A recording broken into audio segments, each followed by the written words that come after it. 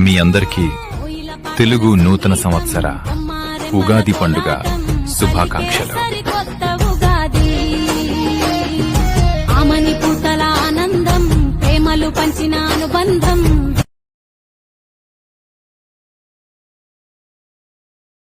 Download ShareChat.